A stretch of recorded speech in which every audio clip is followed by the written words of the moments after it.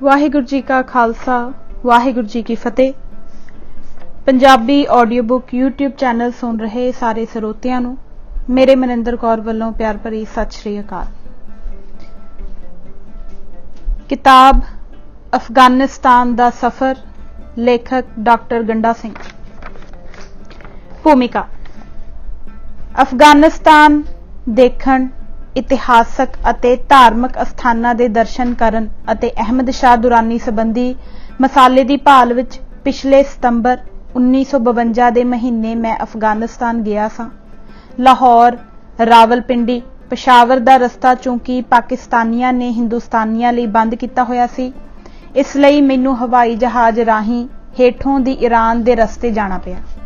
ਹਿੰਦੁਸਤਾਨ ਤੋਂ ਅਫਗਾਨਿਸਤਾਨ ਨੂੰ Himalayan 에ਅਰਵੇਜ਼ company ਦੇ ਹਵਾਈ ਜਹਾਜ਼ ਜਾਂਦੇ ਹਨ, ਜੋ ਉਨੀ ਦਿਨੀ ਹਰ ਹਫ਼ਤੇ ਬੁੱਧਵਾਰ ਤੜਕੇ ਸਵੇਰੇ 3:30 ਵਜੇ ਅਹਿਮਦਾਬਾਦ ਤੋਂ ਚੱਲਦੇ ਸਨ ਤੇ ਹੁਣ ਬੰਬਈ ਤੋਂ ਸੋਮਵਾਰ ਸਵੇਰੇ ਉੱਡਦੇ ਹਨ ਤੇ ਉਸੇ ਸ਼ਾਮ ਨੂੰ ਕਾਬਲ ਪੁੱਜ ਜਾਂਦੇ ਹਨ। ਮੈਂ 3 ਸਤੰਬਰ 1952 ਨੂੰ ਜਹਾਜ਼ੇ ਚੜ੍ਹ ਕੇ ਉਸੇ ਦਿਨ ਕਰਾਚੀ ਤੇ ਜਾਇਦਾਨ ਈਰਾਨ ਹੁੰਦਾ ਹੋਇਆ ਲੋਡੇ ਵੇਲੇ ਕੰਧਾਰ ਪੁੱਜ ਗਿਆ ਸੀ। ਇਸ ਦਿਨ ਸ਼ਾਮ ਨੂੰ ਇੱਥੇ ਪਖਤੂਨਿਸਤਾਨ ਦਿਨ ਮਨਾਇਆ ਜਾ ਰਿਹਾ ਦੇਖਿਆ। 4 ਤਾਰੀਖ ਦੀ ਸਵੇਰੇ ਸ਼ਹਿਰ ਕੰਧਾਰ ਵਿੱਚ ਗੁਰਦੁਆਰਿਆਂ ਦੇ ਦਰਸ਼ਨ ਲਈ ਗਿਆ ਅਤੇ ਗੁਰੂ ਗ੍ਰੰਥ ਸਾਹਿਬ ਦੀਆਂ ਲਿਖਤੀ ਬੀੜਾਂ ਦੇ ਦਰਸ਼ਨ ਕੀਤੇ ਤੇ ਨੋਟ ਲਏ। ਲੋਡੇ ਵੇਲੇ ਅਹਿਮਦ ਸ਼ਾਹ ਦੁਰਾਨੀ ਦਾ ਮਕਬਰਾ ਖੁਦਾ ਨਜ਼ਰ ਖਾਨ, ਜ਼ਿਆਰਤਗਾਹ, ਖਿਰਕਾ ਸ਼ਰੀਫਾ ਆਦਿ ਅਸਥਾਨ ਦੇਖੇ। 5 ਸਤੰਬਰ ਸ਼ੁੱਕਰਵਾਰ ਨੂੰ ਚਹਿਲ ਜ਼ਿਨਾ, ਜ਼ਿਆਰਤਗਾਹ ਮੀਰ ਵਈਸ ਹੋਤਕ ਜੋ ਔਰੰਗਾਬਾਦ ਦਰਿਆ ਦੇ ਨਜ਼ਦੀਕ ਖੋਕਰਾਨ ਪਿੰਡ ਦੀ ਜੂਹ ਵਿੱਚ ਹੈ ਅਤੇ ਔਰੰਗਾਬਾਦ ਦਾ ਪੁਰਾਣਾ ਟੁੱਟਿਆ ਹੋਇਆ ਪੁਲ ਵੇਖਿਆ। 5 ਸਤੰਬਰ ਦੀ ਰਾਤ ਨੂੰ ਇੱਕ ਪ੍ਰਾਈਵੇਟ ਮੋਟਰ ਰਾਹੀਂ ਕੰਧਾਰ ਤੋਂ ਕਾਬਲ ਨੂੰ ਚਾਲੇ ਪਾਏ। 6 ਦਾ ਦਿਨ ਮੁਕਰ ਲੱਗ ਗਿਆ ਤੇ ਰਾਤ ਨੂੰ ਗਜਨੀ ਪੁੱਜਾ। 7 ਦੀ ਸਵੇਰ ਗਜਨੀ ਸ਼ਹਿਰ ਡਿੱਠਾ ਤੇ ਗੁਰਦੁਆਰੇ ਦੇ ਦਰਸ਼ਨ ਕੀਤੇ। ਉਸੇ ਦਿਨ ਗਰਦੇਜ਼ ਵਿੱਚ ਦੀ ਹੁੰਦਾ ਹੋਇਆ ਸ਼ਾਮ ਨੂੰ ਮੋਟਰ ਰਾਹੀਂ ਕਾਬੁਲ ਜਾ ਪੁੱਜਾ, ਜਿੱਥੇ 2 ਅਕਤੂਬਰ ਤੱਕ ਰਿਹਾ। ਇਸੇ ਸਮੇਂ ਵਿੱਚ ਹੀ 25 ਸਤੰਬਰ ਨੂੰ ਮੇਲ ਬੱਸ ਵਿੱਚ ਜਲਾਲਾਬਾਦ ਗਿਆ। 26 ਸਤੰਬਰ ਨੂੰ ਸੁਲਤਾਨਪੁਰ ਚਸ਼ਮਾ ਸਾਹਿਬ ਦੇ ਦਰਸ਼ਨ ਕੀਤੇ। 27 ਸਤੰਬਰ ਨੂੰ ਗੁਰਦੁਆਰਾ ਜਲਾਲਾਬਾਦ ਵਿੱਚ ਲਿਖਤੀ ਬੀੜਾਂ ਦੇ ਦਰਸ਼ਨ ਕੀਤੇ ਤੇ 28 ਸਤੰਬਰ ਨੂੰ ਮੁੜ ਕਾਬੁਲ ਪੁੱਜ ਗਿਆ। 2 ਅਕਤੂਬਰ ਨੂੰ ਕਾਬੁਲੋਂ ਹਵਾਈ ਜਹਾਜ਼ ਰਾਹੀਂ ਹਿੰਦੁਸਤਾਨ ਵਾਪਸ ਆ ਗਿਆ। ਮੈਂ 21-22 ਦਿਨ ਕਾਬੁਲ ਰਿਹਾ। ਯੂਨੀਵਰਸਿਟੀ, ਕਾਲਜ, ਅਜਾਇਬ ਘਰ, ਲਾਇਬ੍ਰੇਰੀਆਂ, ਇਤਿਹਾਸਕ ਅਸਥਾਨ ਅਤੇ ਗੁਰਦੁਆਰੇ ਦੇਖੇ। ਗੁਰੂ ਗ੍ਰੰਥ ਸਾਹਿਬ ਦੀਆਂ ਬੀੜਾਂ ਦੇ ਦਰਸ਼ਨ ਕੀਤੇ। ਮਹਿਕਮਾ ਤਾਲੀਮ ਅਤੇ ਮਤਬੂਆਤ ਦੇ ਉੱਗੇ ਅਫਸਰਾਂ ਨੂੰ ਮਿਲਿਆ। ਫ੍ਰੈਂਚ ਆਰਕੀਓਲੋਜੀਕਲ ਡੈਲੀਗੇਸ਼ਨ ਵੱਲੋਂ ਕੀਤੇ ਜਾ ਰਹੇ ਕੰਮ ਦਾ ਪਤਾ ਕੀਤਾ ਤੇ ਅਫਗਾਨਿਸਤਾਨ ਅਤੇ ਹਿੰਦੁਸਤਾਨ ਦੇ ਪ੍ਰਾਚੀਨ ਤੇ ਪਿਛਲੀਆਂ 2-2.5 ਸਦੀਆਂ ਦੇ ਇਤਿਹਾਸ ਸੰਬੰਧੀ ਮਸਾਲੇ ਦੀ ਢੂੰਡ ਭਾਲ ਕੀਤੀ। ਇਸ ਸਮੇਂ ਵਿੱਚ ਮੈਂ ਜੋ ਕੁਝ ਦੇਖਿਆ ਅਤੇ ਅਫਗਾਨਾਂ ਨੂੰ ਮਿਲ ਕੇ ਜੋ ਵਾਕਫੀ ਮੈਨੂੰ ਹਾਸਲ ਹੋਈ, ਆਪਣੇ ਦੇਸ਼ ਵਾਸੀਆਂ ਦੀ ਗਿਆਤ ਲਈ ਇੱਥੇ ਲਿਖ ਰਿਹਾ ਹਾਂ। ਮੈਂ ਜੋ ਕੁਝ ਵੀ ਲਿਖਿਆ ਹੈ ਕੇਵਲ ਇਤਿਹਾਸਕ ਨਜ਼ਰ ਨਾਲ ਹੀ ਲਿਖਿਆ ਹੈ। ਹੋਰ ਨਾ ਕੋਈ ਮੇਰੀ ਰੁਚੀ ਹੈ ਅਤੇ ਨਾ ਹੀ ਮੇਰਾ ਹੋਰ ਕੋਈ ਮਤਲਬ ਸੀ। ਮੈਂ ਆਪਣੇ ਇਸ ਸਫ਼ਰਨਾਮੇ ਨੂੰ 4 ਹਿੱਸਿਆਂ ਵਿੱਚ ਵੰਡਿਆ ਹੈ। ਪਹਿਲੇ ਹਿੱਸੇ ਵਿੱਚ ਉਹ ਆਮ ਵਾਕਫੀ ਦਿੱਤੀ ਗਈ ਹੈ ਜੋ 1 ਮਹੀਨੇ ਦੇ ਥੋੜੇ ਜਿਹੇ ਸਮੇਂ ਵਿੱਚ ਮੈਂ ਦੇਸ਼ ਅਫਗਾਨਿਸਤਾਨ, ਉਸ ਦੀ ਹਕੂਮਤ, ਉੱਥੇ ਦੇ ਲੋਕ, ਉਹਨਾਂ ਦੀ ਬੋਲੀ, ਹਕੂਮਤ ਦੇ ਵਿੱਦਿਆ ਲਈ ਯਤਨਾਂ, ਅਜਾਇਬ ਘਰ ਤੇ ਲਾਇਬ੍ਰੇਰੀਆਂ ਤੇ ਖਾਸ ਕਰ ਉੱਥੇ ਦੇ ਹਿੰਦੂਆਂ ਤੇ ਸਿੱਖਾਂ, ਗੁਰਦੁਆਰਿਆਂ ਤੇ ਉੱਥੇ ਮੌਜੂਦ ਸ੍ਰੀ ਗੁਰੂ ਗ੍ਰੰਥ ਸਾਹਿਬ ਦੀਆਂ ਲਿਖਤੀ ਬੀੜਾਂ ਸੰਬੰਧੀ ਪ੍ਰਾਪਤ ਕਰ ਸਕਿਆ। ਦੂਸਰੇ ਹਿੱਸੇ ਵਿੱਚ ਰੋਜ਼ਨਾਮਚਾ ਦਿੱਤਾ ਹੈ, ਜਿਸ ਵਿੱਚ ਕਿ ਤਾਰੀਖਵਾਰ ਸਫ਼ਰ ਦੇ ਮੋਟੇ-ਮੋਟੇ ਹਾਲ ਲਿਖੇ ਹਨ। ਤੀਸਰੇ ਹਿੱਸੇ ਵਿੱਚ ਕੁਝ ਉਹ ਜ਼ਰੂਰੀ ਗੱਲਾਂ ਲਿਖ ਦਿੱਤੀਆਂ ਹਨ ਜੋ ਮੁਸਾਫਰਾਂ ਲਈ ਜ਼ਰੂਰੀ ਹਨ। ਅੰਤ ਵਿੱਚ ਕੁਝ ਥੋੜੀਆਂ ਜਿਹੀਆਂ ਚੋਣਵੀਆਂ ਕਿਤਾਬਾਂ ਦੇ ਨਾਮ ਦੇ ਦਿੱਤੇ ਹਨ, ਜਿਨ੍ਹਾਂ ਵਿੱਚੋਂ ਅਫਗਾਨਿਸਤਾਨ ਸੰਬੰਧੀ ਹੋਰ ਵਾਕਫੀ ਪ੍ਰਾਪਤ ਕੀਤੀ ਜਾ ਸਕਦੀ ਹੈ। ਇਹ ਸਫ਼ਰਨਾਮਾ ਲਿਖਣ ਤੋਂ ਮੇਰੇ 2 ਭਾਵ ਹਨ। ਇੱਕ, ਜਿਵੇਂ ਮੈਂ ਉੱਪਰ ਲਿਖਿਆ ਹੈ, ਇਹ ਕਿ इस सफर विच जो वाकफी मैनूं हासिल हुई उस तो मेरे देशवासी भी जाणू हो जाण अते अफगानिस्तान अते अफगानां नूं ठीक तरह समझ सकन। दूसरा यह कि देश के नौजवानों नूं रोज़नामचे अते सफरनामे लिखण लई कुछ उत्साह मिले ताकि जिथे किधरे भी वो जाण सुचेत होकर विचरन अते जो वाकफी उन्हां नूं प्राप्त होवे नालों नाल उस नूं लिखदे जाण तां जो वेले सिर खुद उन्हां दे ते होरनां दे काम आ सके। अंत विच मैं हिंदुस्तान दे सफीर विंग कमांडर रूप चंद जी का धन्नवाद करना चाहुंदा हां जिन्हां दी हमदर्दी ते उत्साह तो मैनूं बड़ी सहायता मिली। हिंदुस्तानी सफारात दे कल्चरल सकत्तर श्री गिरधारी लाल जी पुरी दा जितना भी मैं धन्नवाद करां थोड़ा है। वह बड़े खुले ते प्यार भरे दिल नाल मेरी अगवाई करते रहे अते वड्डे वड्डे अफगान अफसरां नूं मिलण विच मेरे सहाई होए। इन्हां दी सहायता तो बिना मैनूं अपने मिशन विच शायद ही बहुत कामयाबी हो सकदी। इतिहासक ते धार्मिक अस्थानां अते श्री गुरु ग्रंथ साहिब दीआं लिखती बीड़ां दे दर्शनां लई मैं बाबा सरन सिंह जी बेदी, बाबू सरन सिंह जलालाबादी, सरदार दरबारी सिंह प्रधान खालसा दीवान अफगानिस्तान, सरदार अमर सिंह काबली अते मास्टर बहादुर सिंह सुल्तानपुरी दा धन्नवादी हां। गंडा सिंह, पटियाला 17/11/1952। अफगानिस्तान दा सफर। अफगानिस्तान या अफगाना दे देश संसार दे उन्हां थोड़े जिहे आजाद देशां विचों है जिन्हां नूं कि किसी पासियों भी समुंदर नहीं लगदा अते बाकी देशां नूं जाण लई कोई खुला सद्दा राह नहीं है। इस दे उत्तर वल रूसी लोक राज, खीवा अते बुखारा दीआं पुराणियां हुकूमतां, लैंदे वल ईरान अते दखण ते चढ़दे वल पाकिस्तान है। अफगानिस्तान दे उत्तर चढ़दे सूबे बदखशां दी चढ़दी चुंज दा दखण चढ़दे दा कुछ थोड़ा जिहा हिस्सा कश्मीर दी उत्तर लैंदी हद नाल लगदा है जिस उत्ते कि पाकिस्तान ने कब्जा किया होया है। कश्मीर दा यह हिस्सा पाकिस्तानियां पासों छुड़ाए जाण पिछों इस थां तो अफगानिस्तान दी हद हिंदुस्तान नाल लग जाएगी। अफगानिस्तान दा रकबा 2,97,000 मुरब्बा मील है। यह रकबा यूरोप के कई देशों नालों कई गुणा ते फ्रांस नालों 90,000 मुरब्बा मील ज्यादा है। अफगानिस्तान की वसों लगभग 1,20,00,000 है। पुराना नाव। अफगानिस्तान इस देश का पुराना नाव नहीं है। यह अहमद शाह दुरानी के वेले तो पिया है जद कि उसने कंधार, काबुल, हिरात अते दूसरे पठानी इलाकिਆਂ ਨੂੰ मुगलों ते ईरानियों तो छुड़ा के अफगानिस्तान अफगाना का देश बना दिता। अहमद शाह के कंधार विच अफगान राज की नींह धरन तो पहला इस देश का नाम खुरासान सी। खुरासान के अर्थ हैं चढ़दा या जिथों सूरज चढ़दा है। यह नाम मुसलमानी समय के आरंभ विच ईरानियां ते अरबां ने रखिया सी जो आप लैंदे वल वसते सन। गुरु नानक अते बाबर दे वेले भी यही ही नाव सी जिसका जिक्र कि गुरु नानक ने खुरासान खसमाना किया, हिंदुस्तान डराया विच कीता है। पर इस देश का सब तो पुराना नाव जिसका जिक्र प्राचीन ग्रंथ अवेस्ता आदि विच आया है आरियाना अर्थात आर्यां दा देश है। यह उस वेले की गल है जबकि प्राचीन आर्या लोक जेहू या आमू दरिया के आर पार वसते सन ते उत्थों चढ़दे वाल हिंदुस्तान ते लैंदे वाल ईरान अते होर अगे नूं तुर रहे सन। अजकल जदकि अफगानिस्तान विच अपने पुराने इतिहास ते सभ्यता वाल चौखी रुचि मुड़ रही है अते अफगान विद्वान इसकी खोज विच लगे हुए हैं। आरियाना नाव नूं बड़े सत्कार ते प्यार नाल याद किया जाता है। इस नाव हेठां कई एक नवीं पुस्तकां लिखियां गईयां हन अते लेख छपे हैं। एक सरकारी मास्क पत्र का नाम आरियाना है अते कई एक जल्दां विच लिखे ते छापे जा रहे महान कोश का सिरलेख भी आबियाना है। इन्हां सब गल्लां तो साफ सिद्ध है कि अफगानिस्तान के लोकां विच अपने प्राचीन आर्या असले नाल प्यार है अते पुरातन इतिहास अते सभ्यता पर बड़ा माण। यह जिउंदियां जागदियां कौमां की उच्च निशानी है। जिन्हां कौमां नूं अपने प्राचीन इतिहास अते सभ्यता नाल प्यार नहीं, वह कदी चढ़दिया कला विच नहीं रह सकदियां। ਉਹਨਾਂ ਦੀ ਹਾਲਤ ਅੱਗੇ ਦੌੜ ਤੇ ਪਿੱਛਾ ਚੌੜ ਵਾਲੀ ਹੁੰਦੀ ਚਲੀ ਜਾਂਦੀ ਹੈ। ਉਹ ਲੋਕ ਜੋ ਆਪਣੇ ਬਜ਼ੁਰਗਾਂ ਦੀ ਤੇ ਆਪਣੀ ਇੱਜ਼ਤ ਆਪ ਕਰਨਾ ਨਹੀਂ ਜਾਣਦੇ, ਦੂਸਰਿਆਂ ਦੀਆਂ ਨਜ਼ਰਾਂ ਵਿੱਚ ਨੀਵੇਂ ਤੇ ਹਕੀਰ ਗਿਣੇ ਜਾਂਦੇ ਹਨ। ਅੱਜ ਕੱਲ੍ਹ ਦਾ ਅਫਗਾਨਿਸਤਾਨ ਅਤੇ ਇਸ ਦਾ ਅਗਲਾ ਪੋਚ ਵਿਦਿਆ ਦੇ ਚਾਨਣ ਨਾਲ ਜਾਗ ਰਿਹਾ ਹੈ, ਜਿਸ ਲਈ ਕੌਮੀ ਵਲਵਲਿਆਂ ਭਰੇ ਇਸ ਦੇ ਨੌਜਵਾਨ ਹਰ ਦੇਸ਼ ਵਿੱਚ ਆਦਰ ਨਾਲ ਸਤਿਕਾਰੇ ਜਾਂਦੇ ਹਨ। ਜਲਵਾਯੂ। ਇਸ ਦੇਸ਼ ਦਾ ਬਹੁਤਾ ਹਿੱਸਾ ਖੁਸ਼ਕ ਪਹਾੜੀ ਹੈ। ਗਰਮੀਆਂ ਵਿੱਚ ਗਰਮ ਖੁਸ਼ਕ ਤੇ ਸਿਆਲ ਨੂੰ ਸਰਦ ਖੁਸ਼ਕ ਹੈ। ਕਾਬਲ ਅਤੇ ਉਸਦੇ ਚੜ੍ਹਦੇ ਅਤੇ ਲਹਿੰਦੇ ਉੱਤਰ ਵਿੱਚ ਬਹੁਤੀ ਗਰਮੀ ਨਹੀਂ ਪੈਂਦੀ।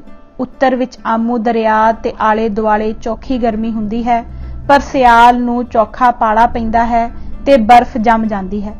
ਵਰਖਾ ਬਹੁਤ ਘੱਟ ਹੁੰਦੀ ਹੈ, ਸ਼ਾਇਦ ਹੀ ਕਿਧਰੇ 10 ਇੰਚ ਤੱਕ ਪੁੱਜਦੀ ਹੋਵੇ। ਦੱਖਣ ਅਤੇ ਲਹਿੰਦੇ ਦੱਖਣ ਦਾ ਇਲਾਕਾ ਰੇਤਲਾ ਹੈ। ਗਰਮੀ 120 ਦਰਜੇ ਤੇ ਚਲੀ ਜਾਂਦੀ ਹੈ ਅਤੇ ਸਿਆਲ ਨੂੰ ਬੜੀ ਠੰਡ ਹੁੰਦੀ ਹੈ।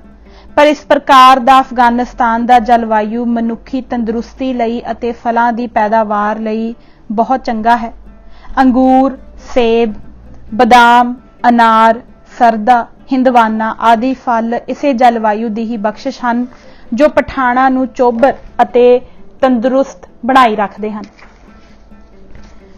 ਅਫਗਾਨਿਸਤਾਨ ਦੇ ਪਹਾੜ ਬਿਲਕੁਲ ਬੇਪੇੜੇ, ਨੰਗੇ ਤੇ ਖੁਸ਼ਕ ਹਨ। ਦਰਖਤ ਕੇਵਲ ਨਿਵਾਣਾ ਵਿੱਚ ਪਾਣੀ ਦੇ ਲਾਗੇ ਹੀ ਹਨ, ਜਿੱਥੇ ਕਿ ਆਬਾਦੀ ਹੈ।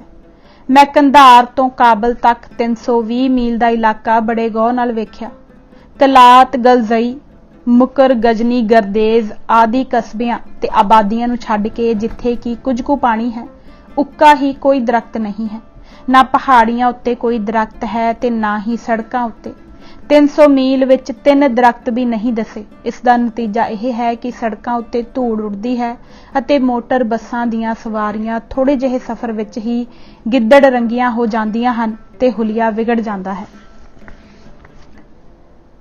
ਕੰਧਾਰ। ਅਫਗਾਨਿਸਤਾਨ ਦਾ ਪਹਿਲਾ ਸ਼ਹਿਰ ਜਿੱਥੇ ਕਿ ਮੈਂ ਠਹਿਰਿਆ ਕੰਧਾਰ ਸੀ। ਇਹ ਅਫਗਾਨਿਸਤਾਨ ਦੇ ਬਹੁਤ ਪੁਰਾਣੇ ਸ਼ਹਿਰਾਂ ਵਿੱਚੋਂ ਹੈ। ਇਸ ਨੂੰ ਸਿਕੰਦਰ ਯੂਨਾਨੀ ਨੇ ਈਸਾ ਤੋਂ 329 ਵਰੇ ਪਹਿਲੋਂ ਆਪਣੇ ਨਾਂ ਉੱਪਰ ਪਹਿਲਾਂ ਵਸਾਇਆ ਸੀ, ਜੋ ਪਿਛਲੇ 2200-2300 ਸਾਲ ਵਿੱਚ ਵਿਗੜ ਕੇ ਕੰਦਹਾਰ ਹੋ ਗਿਆ ਹੈ। ਪੁਰਾਣੇ ਸ਼ਹਿਰ ਦੇ ਨਿਸ਼ਾਨ ਇਸ ਵੇਲੇ ਇੱਕ ਥੇ ਦੀ ਸ਼ਕਲ ਵਿੱਚ ਹੀ ਹਨ, ਜੋ ਅੱਜ ਕੱਲ੍ਹ ਸ਼ਹਿਰ ਦੇ ਲਹਿੰਦੇ ਵੱਲ ਚਹਿਲ ਜ਼ੀਨੇ ਦੀ ਪਹਾੜੀ ਦੇ ਦੱਖਣ ਨੂੰ ਹੈ। ਇਸ ਦਾ ਚੁਕੰਦਾ 3 ਮੁਰੱਬਾ ਮੀਲ ਸੀ ਤੇ ਲਹਿੰਦੇ ਪਾਸੇ ਲੱਕਾ ਪਹਾੜੀ ਸੀ। ਇੱਥੇ ਬੁੱਧਾਂ ਦਾ ਇੱਕ ਸਤੂਪ, ਜਲ ਸਰੋਵਰ ਅਤੇ ਅਗਨੀ ਕੁੰਡ ਹੁੰਦੇ ਸਨ, ਜਿਨ੍ਹਾਂ ਦਾ ਜ਼ਿਕਰ ਅਬੁਲ ਫਜ਼ਲ ਅਤੇ ਮੀਰ ਮਾਸੂਮ ਨੇ ਆਪਣੀਆਂ ਪੁਸਤਕਾਂ ਵਿੱਚ ਕੀਤਾ ਹੈ।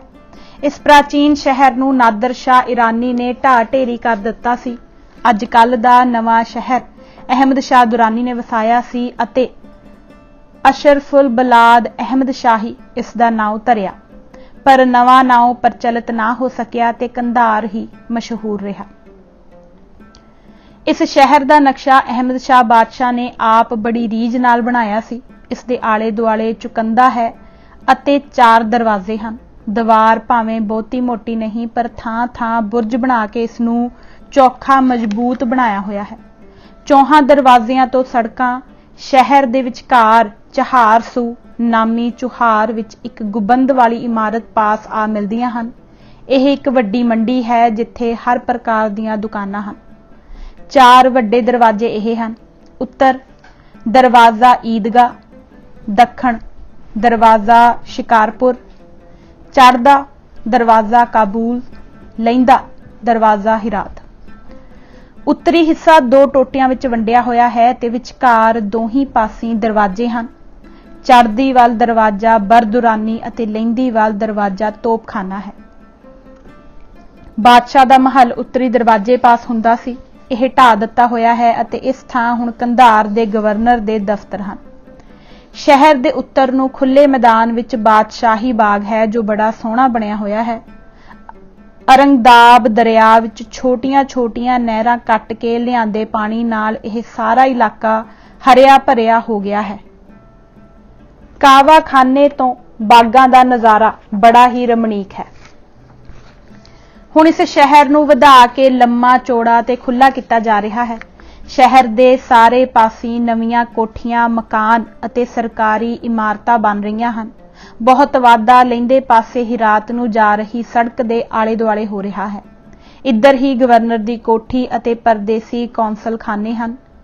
ਇੱਥੇ ही कंधार होटल है जिस ਦਾ प्रबंध हुकूमत ਵੱਲੋਂ ਕੀਤਾ ਜਾਂਦਾ है। इस नवीं आबादी ਨੂੰ शहरी नौ आखਦੇ ਹਨ।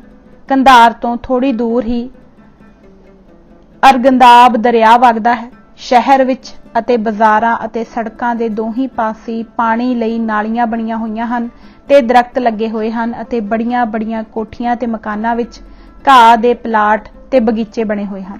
ਪਰ ਸੜਕਾਂ ਕੱਚੀਆਂ ਹੋਣ ਕਰਕੇ ਟਾਂਗਿਆਂ ਮੋਟਰਾਂ ਆਦਿ ਨਾਲ ਧੂੜ ਬਹੁਤ ਉੱਡਦੀ ਹੈ ਜੋ ਦਰਖਤਾਂ ਦੇ ਸੁਹੱਪੜ ਨੂੰ ਢੱਕ ਦਿੰਦੀ ਹੈ। ਪਾਕਿਸਤਾਨ ਦੇ ਜਨਮ ਅਤੇ ਇਸ ਵੱਲੋਂ ਰੋਕਬੰਦੀ ਤੋਂ ਪਹਿਲਾਂ ਹਿੰਦੁਸਤਾਨ ਨਾਲ ਅਫਗਾਨਿਸਤਾਨ ਦੀ ਕੋਇਟੇ ਰਾਹੀਂ ਦੱਖਣੀ ਤਜਾਰਤ ਇੱਥੋਂ ਹੀ ਹੁੰਦੀ ਸੀ ਜੋ ਹੁਣ ਬੰਦ ਪਈ ਹੈ ਅਤੇ ਅਫਗਾਨਿਸਤਾਨ ਨੂੰ ਬੜੇ ਭਾਰੀ ਮਾਲੀ ਘਾਟੇ ਅਤੇ ਦੁੱਖ ਦਾ ਕਾਰਨ ਬਣੀ ਹੋਈ ਹੈ। ਇਤਿਹਾਸਕ ਤੌਰ ਤੇ ਵੀ ਕੰਧਾਰ ਬੜੀ ਮਹੱਤਤਾ ਵਾਲਾ ਸ਼ਹਿਰ ਹੈ। ਕਾਬਲ ਉੱਤੇ ਤਾਂ ਭਾਵੇਂ ਚੌਖਾ ਚਿਰ ਸਨ 1747 ਈਸਵੀ ਤੱਕ ਦਿੱਲੀ ਦੇ ਮੁਗਲ ਬਾਦਸ਼ਾਹ ਦਾ ਕਬਜ਼ਾ ਟਿਕਿਆ ਰਿਹਾ, ਪਰ ਕੰਧਾਰ ਬਹੁਤਾ ਚਿਰ ਉਹਨਾਂ ਦੀ ਪੰਜਾਲੀ ਹੇਠ ਨਹੀਂ ਸੀ ਰਿਹਾ ਅਤੇ ਇਰਾਨੀਆਂ ਦੇ ਕਬਜ਼ੇ ਆ ਗਿਆ ਸੀ। ਸਨ 1706 ਵਿੱਚ ਮੀਰ ਵਈਸ ਗਲਜ਼ਈ ਨੇ ਇੱਥੋਂ ਹੀ ਈਰਾਨ ਦੇ ਵਿਰੁੱਧ ਬਗਾਵਤ ਸ਼ੁਰੂ ਕੀਤੀ ਅਤੇ ਇਰਾਨੀ ਗਵਰਨਰ ਗੁਰਗੀਨ ਖਾਨ ਨੂੰ ਮਾਰ ਕੇ ਆਪਣੀ ਆਜ਼ਾਦੀ ਦੀ ਨੌਬਤ ਵਜਾਈ। ਇੱਥੋਂ ਹੀ ਉੱਠ ਕੇ ਅਫਗਾਨਾਂ ਨੇ ਈਰਾਨ ਤੇ ਜਾ ਕਬਜ਼ਾ ਕੀਤਾ ਜੋ ਨਾਦਰ ਸ਼ਾਹ ਨੇ 1737 ਤੋਂ 1738 ਵਿੱਚ ਤੋੜਿਆ ਅਤੇ ਗਲਜ਼ਾਈਆਂ ਨੂੰ ਕੰਧਾਰ ਤੋਂ ਕੱਢ ਦਿੱਤਾ। ਇੱਥੇ ਹੀ ਨਾਦਰ ਸ਼ਾਹ ਦੀ ਮੌਤ ਪਿੱਛੋਂ ਸਨ 1747 ਈਸਵੀ ਵਿੱਚ ਅਹਿਮਦ ਸ਼ਾਹ ਦੁਰਾਨੀ ਨੇ ਅਫਗਾਨਿਸਤਾਨ ਦੀ ਆਜ਼ਾਦੀ ਦਾ ਐਲਾਨ ਕੀਤਾ ਅਤੇ ਅੱਜ ਕੱਲ੍ਹ ਦੇ ਅਫਗਾਨ ਸਥਾਨ ਅਤੇ ਅਫਗਾਨ ਕੌਮ ਦੀ ਨੀਂਹ ਧਰੀ। ਇੱਥੇ ਹੀ ਅਫਗਾਨ ਵਡੇਕਿਆਂ ਨੇ ਜਿਰਗੇ ਵਿੱਚ ਰਲ ਕੇ ਅਹਿਮਦ ਸ਼ਾਹ ਨੂੰ ਬਾਦਸ਼ਾਹ ਚੁਣਿਆ।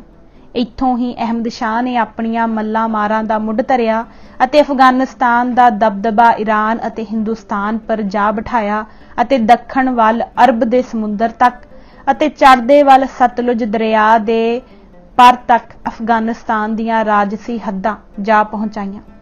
ਇੱਥੋਂ ਹੀ 19ਵੀਂ ਸਦੀ ਵਿੱਚ ਅੰਗਰੇਜ਼ਾਂ ਨੇ ਚੜ੍ਹਾਈਆਂ ਤੇ ਲੜਾਈਆਂ ਕਰਕੇ ਅਫਗਾਨਿਸਤਾਨ ਵਿੱਚ ਅੰਗਰੇਜ਼ੀ ਝੰਡੇ ਜਾ ਗੱਡੇ। ਆਖਰ ਇੱਥੋਂ ਦੀ ਤਿਆਰੀ ਤੇ ਸਹਾਇਤਾ ਕਰਕੇ ਹੀ ਸਰਦਾਰ ਨਾਦਰ ਖਾਨ ਪਿੱਛੋਂ ਬਾਦਸ਼ਾਹ ਮੁਹੰਮਦ ਨਾਦਰ ਸ਼ਾਹ ਨੇ ਬੱਚਾ सक्का ਹਬੀਬੁੱਲਾ ਪਾਸੋਂ ਅਫਗਾਨਿਸਤਾਨ ਦੀ ਖਲਾਸੀ ਕਰਾਈ ਸੀ। ਕੰਧਾਰ ਵਿੱਚ ਪ੍ਰਸਿੱਧ ਇਤਿਹਾਸਕ ਅਸਥਾਨ ਇਹ ਹਨ।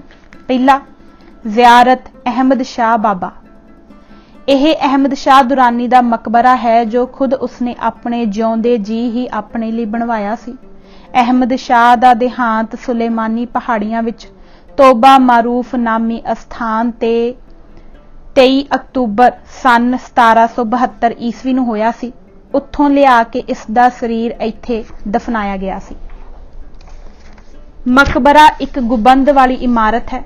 ਇਸ ਦਾ ਇੱਕੋ ਹੀ ਛੋਟਾ ਜਿਹਾ ਦਰਵਾਜ਼ਾ ਹੈ ਜੋ ਦੱਖਣ ਨੂੰ ਹੈ। ਅੰਦਰ ਜਰਾ ਕੁ ਖੱਬੇ ਨੂੰ ਕਬਰ ਹੈ। ਦੀਵਾਰਾਂ ਉੱਤੇ ਗੂੜਾ ਰੰਗ ਕੀਤਾ ਹੋਇਆ ਹੈ।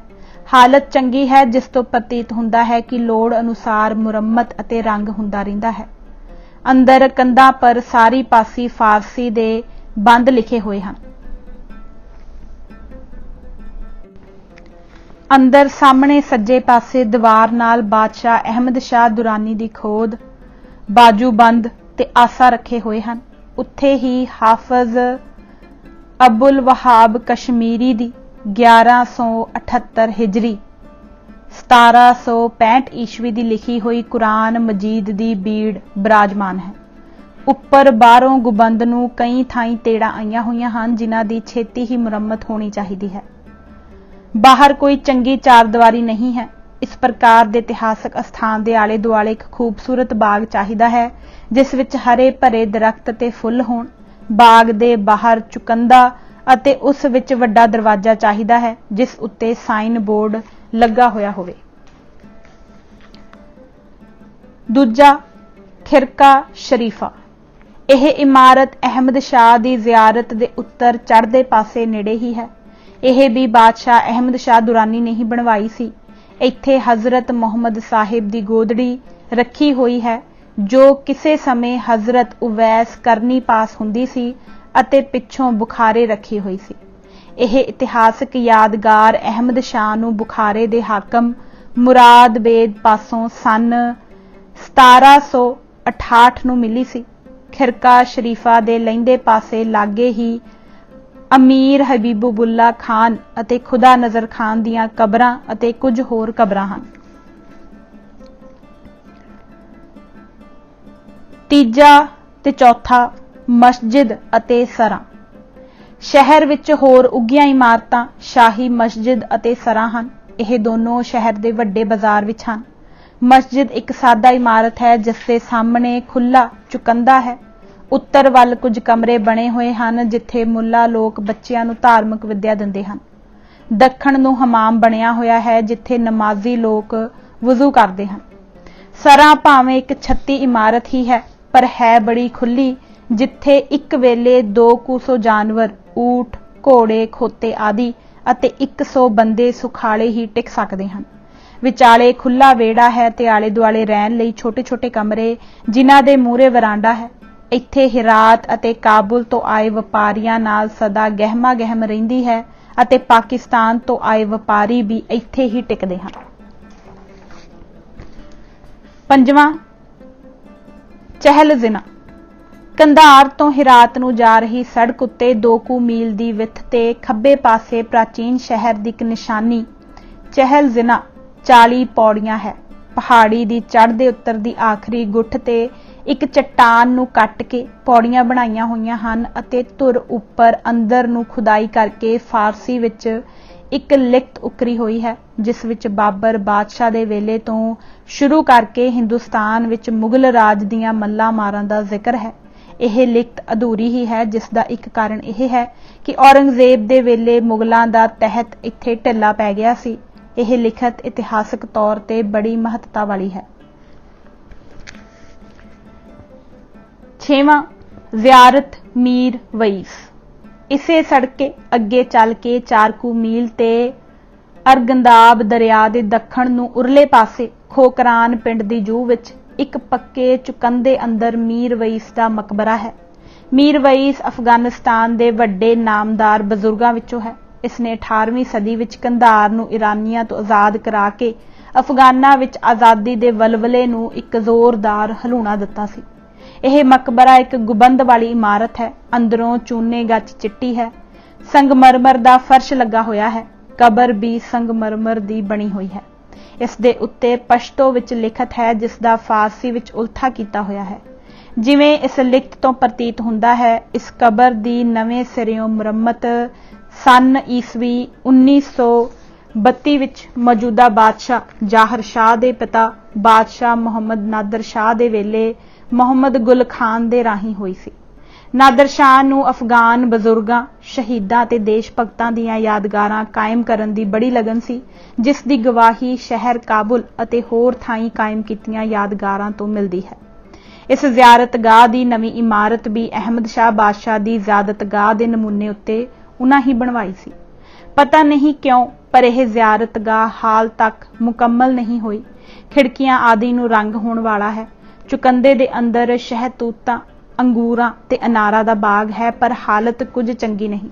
ਪਾਣੀ ਦੇ ਘਾਟੇ ਕਰਕੇ ਬਾਗ ਸੁੱਕ ਰਿਹਾ ਹੈ। ਨਾਲ ਹੀ ਪਾਣੀ ਦੀ ਇੱਕ ਕਸੀ ਵਗਦੀ ਜ਼ਰੂਰ ਹੈ ਪਰ ਬਾਗ ਨੂੰ ਪਾਣੀ ਨਹੀਂ ਦਿੱਤਾ ਜਾ ਰਿਹਾ। ਸ਼ਾਇਦ ਮਤਵਲੀ ਦੀ ਸੁਸਤੀ ਹੋਵੇ। ਮੈਂ ਇਹ ਜ਼ਿਆਰਤਗਾਹ 5 ਸਤੰਬਰ 1952 ਨੂੰ ਵੇਖੀ ਸੀ। ਕੰਧਾਰ ਤੋਂ ਉੱਤਰ ਲਹਿੰਦੇ ਵੱਲ ਪਹਾੜੀ ਵਿੱਚ ਬਾਬਾ ਵਲੀ ਦੀ ਜ਼ਿਆਰਤਗਾਹ ਹੈ ਪਰ ਸਮਾਂ ਨਾ ਹੋਣ ਕਰਕੇ ਮੈਂ ਉੱਥੇ ਜਾ ਨਹੀਂ ਸੀ ਸਕਿਆ। ਕੰਧਾਰ ਵਿੱਚ ਆਮ ਆਬਾਦੀ ਮੁਸਲਮਾਨਾਂ ਦੀ ਹੈ। ਕੋਈ 2,500 ਦੇ ਲਗਭਗ ਹਿੰਦੂ ਸਿੱਖ ਹਨ ਜੋ ਸਿੱਖ ਜਾਂ ਸੇਵਕ ਕਹਿਲਾਉਂਦੇ ਹਨ। ਕੇਸਾਧਾਰੀ ਸਿੱਖ ਸਦੀਂਦੇ ਹਨ ਅਤੇ ਸਹਿਜਧਾਰੀ ਸੇਵਕ। ਸਿੱਖ ਸੇਵਕਾਂ ਵਿੱਚ ਕੋਈ ਬਹੁਤਾ ਭਾਈਚਾਰਕ ਫਰਕ ਨਹੀਂ ਹੈ। ਸਭ ਦਸੋਰੀ ਵਪਾਰ ਜਾਂ ਦੁਕਾਨਦਾਰੀ ਕਰਦੇ ਹਨ। ਕੁਝ ਹਕੀਮ ਵੀ ਹਨ। ਦਰਜ਼ੀ ਤੇ ਤਰਖਾਣ ਕੋਈ ਨਹੀਂ। ਜਨਾਨੀਆਂ ਵਿੱਚ ਪਰਦੇ ਦਾ ਆਮ ਰਿਵਾਜ ਹੈ। ਇਹ ਇਹਨਾਂ ਦਾ ਕੌਮੀ ਰਿਵਾਜ ਹੈ। ਮੁਸਲਮਾਨਾਂ ਵਿੱਚ ਬੁੱਢੀਆਂ ਜਨਾਨੀਆਂ ਚਾਦਰ ਦਾ ਪਰਦਾ ਕਰਦੀਆਂ ਅਤੇ ਜਵਾਨ ਬੁਰਕਾ ਪਹਿਨਦੀਆਂ ਹਨ। ਹਿੰਦੂ ਸਿੱਖ ਜਨਾਨੀਆਂ ਛੋਟੀਆਂ वडिगां सब चादर दा ही परदा करदियां हन। इत्थे 2 कालेज हन, अहमद शाह बाबा कालेज अते मीर वईस कालेज, जिथे कि विद्या मुफ्त है।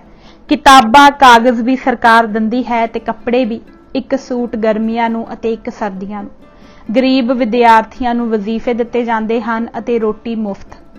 हिंदू सिख मुंडे सरकारी स्कूलों कालजां विच घट ही जांदे हन। उन्हां एक अपना प्राइमरी स्कूल खोलिया होया है जिसकी हालत कुछ चंगी नहीं। इन्हां दे मुंडे हाई स्कूलों विच नहीं जांदे ताकि वह उच्ची विद्या प्राप्त करन, पर सरकार वल्लों होर उचेरी विद्या लई बाहरले देशां विच ना भेज दिते जाण। इन्हां दी इस अणगैली दा नतीजा यह है कि विद्या विच यह मुसलमानां नालों पिछे हन अते सरकारे दरबारे इन्हां दी बहुते पुछ प्रतीत नहीं। इस विच सरकार दा दोष नहीं, इन्हां दा अपना है। कंधार विच कुछ हिंदू मंदिर भी हन, जिन्हां विचों देवी दा मंदिर काफ़ी प्रसिद्ध है। 5 गुरुद्वारे हन जिन्हां नूं धर्मशाला कहिंदे हन। मैं 4 सितंबर नूं इन्हां दे दर्शन कीते। धर्मशाला श्री गुरु नानक जी। काबली बाजार विच यह धर्मशाला बाबा जसपत जी दी स्थापित कीती दसी जांदी है। यह उन्ने वाले बाबा साहिब सिंह जी बेदी दे खानदान विचों सन। इन्हां दी परंपरा पीढ़ी इस तरह दसी जांदी है। पहला बाबा जसपत जी, दूजा बाबा संगत बख्श, तीजा बाबा देवी चंद, चौथा बाबा ईशरदास, पंजवां बाबा हरिचंद, छेवां बाबा जगदीश। यह अजकल मौजूद हैं। बाबा जगदीश जी ने मैनू दस्सिया कि वह डेरा बाबा नानक दे साहिबजादियां विचों हन ते इन्हां दी पीढ़ी बाबा साहिब सिंह जी नाल मिलदी है। सुथरियां दी धर्मशाला शिकारपुरी बाजार विच है। यह धर्मशाला बाबा हरी शाह दी धर्मशाला करके भी प्रसिद्ध है अते इस दे प्रबंधक बाबा हरी शाह हन। इत्थे पहलों पहल बाबा कंगाल शाह आए दसी दे हन। इन्हां दी पीढ़ी इस तरह है। पहला बाबा कंगाल शाह, दूजा बाबा आतम शाह, तीजा बाबा प्रताप शाह, चौथा बाबा पूरन शाह, पंजवां बाबा संपूर्ण शाह, छेवां बाबा अकथ शाह, सतवां बाबा संत शाह, अठवां बाबा हरी शाह, जो अजकल मौजूद हैं। बाबा हरी शाह ने दस्सिया कि बाबा आतम शाह हिंदुस्तान समाए सन, इसलिए उन्हां दी समाध इत्थे नहीं है। बाकी सारियां दियां समाधां इत्थे हन, जिन्हां दे धर्मशाला विच एक गुठे निशान ही बने हुए हैं, कोई होर चीज़ नहीं है। बाबा हरी शाह श्री गुरु ग्रंथ साहिब दी सवेरे कथा करते हैं ते काफ़ी संगत जुड़ती है। इत्थे गुरु ग्रंथ साहिब दी एक लिखती बीड़ है जो भाई बन्नो वाली बीड़ दा उतारा है। वड्डी धर्मशाला शिकारपुरी बाजार विच यह बाबा श्री चंद जी की धर्मशाला करके भी प्रसिद्ध है। इत्थे श्री गुरु ग्रंथ साहिब की पुरातन लिखती बीड़ है जो सन 1668 ईस्वी श्री गुरु तेग बहादुर जी के समय की लिखी हुई है। इस दे पत्रियां दे अंक खब्बे हथ दे पन्नियां पर लगे हुए हैं, अर्थात सामने खुले हुए 2 पन्नियां विचों खब्बे हथ दे पत्रे दे पन्ने उपर अंग लिखा होया है। इसका साइज लंबाई वजों है। अंक 500 जो खब्बे पासे है, पर गुरु ग्रंथ साहिब संपूर्ण है अते अंत विच यह लिखत है, ग्रंथ सब संपूर्ण लिखिया गुर प्रसाद वाहो वाहो वाहो वाहो। इस तो अगले पन्ने ते जिस दे पिछले पासे 501 अंक है, सलोक महला 9वां जितदर लख मुहम्मदा है, बाए आतस आब 501 वाले पन्ने पर खत्म है। रतनमाला महला पहला अगले पन्ने पर है, इस दे पिछले पासे अंक 502 है। फिर हकीकत राह मुकाम राजे शिवनाब की है, पिछले पासे 503 अंक वाले पन्ने पर रागमाला है ते हेठां स्याही की बिद लिखी हुई है। इस तो अगले पन्ने पर राग गौड़ी शब्द महला 9वां साधो मन का मान त्याग्यो है, पिछले पासे 504 अंक वाले पन्ने पर राग सोरठ महला 9वां रे मन राम स्यों कर प्रीत है। 505 अंक पर राग तिलंग काफी महला 9वां चेतना है तो चेत लै निस दिन है, इस तो बाद 9वें महल्ले दे होर रागां दे शब्द हैं। सज्जे हथ दे पन्ने दे पिछले पासे 508 अंक है। 5वीं सतर तो श्लोक महला 9वां शुरू हुंदे हन। यह अगले पत्रे पर जिस दे पिछले पासे अंक 509 होना चाहिए है पर लिखिया होया नहीं। 24 सतर पर खत्म हुंदे हन। इस तो बाद कोई लिखत नहीं है। इस बीड़ विच गुरु साहिबाना दे ज्योति जोत समाउण दीआं तथां इस प्रकार दित्तियां हन। गुरु नानक संमत 1596 असुवदी 10। गुरु अंगद संमत 1609 चेत सुदी 4। गुरु अमरदास संमत 1631 भादो सुदी 15। गुरु रामदास संमत 1638 भादो सुदी 3। गुरु अर्जनमल संमत 1663 जेठ सुदी 4। गुरु हरगोविंद संमत 1701 चेत सुदी 5। गुरु हर राय संमत 1718 कतकवदी 9। गुरु हरकृष्ण संमत 1721 चेत सुदी 14। गुरु तेग बहादुर संमत 1732 मगर सुदी 5। छोटी धर्मशाला यह शिकारपुरी बाजार विच है। यह धर्मशाला कद कायम हुई ते इस दे पहले मोडी कौन सन यह पता नहीं लग सकिया। बाबा हरनाम दास नूं जो अजकल प्रबंधक हैं जितना कुछ पिछा याद सी ओह यह है। पहला शाह, दूजा सनपत, तीजा टहलदास, चौथा खुशहाल दास, पंजवां भगत थावर, 6वां हरनाम दास जो अजकल हैं। बाबा हरनाम दास नूं इतना ही याद है कि यह धर्मशाला अमीर अब्दुल रहमान खान तो भी पहलां दी है। अमीर अब्दुल रहमान सन 1880 ईस्वी विच तख्त ते बैठे सन। इस हिसाब नाल यह 72 साल तो पुरानी बनती है। इत्थे श्री गुरु ग्रंथ साहिब दीआं 2 लिखती बीड़ा हैं। मसंदां दी धर्मशाला काबली दरवाजा इसका प्रबंधक भाई मोहन है जिस दे भाई दा नाम हरि राम है। इस धर्मशाला विच कोई आदमी मौजूद नहीं सी जिस पासों कुछ वाकफी मिल सकती। गुरु ग्रंथ साहिब दा प्रकाश भी नहीं सी। एक कमरे विच 2 नाई बैठे सन जो हिंदुस्तान तो कमाई लई इत्थे आउंदे हन ते कुछ चिर रह के चले जांदे हन। कंधार दे सिख सेवकां विच कोई खास प्रसिद्धि वाला मनुख नहीं है। वपारी लोग हैं जो अपने धंधियां विच ही रुझे रहिंदे हन।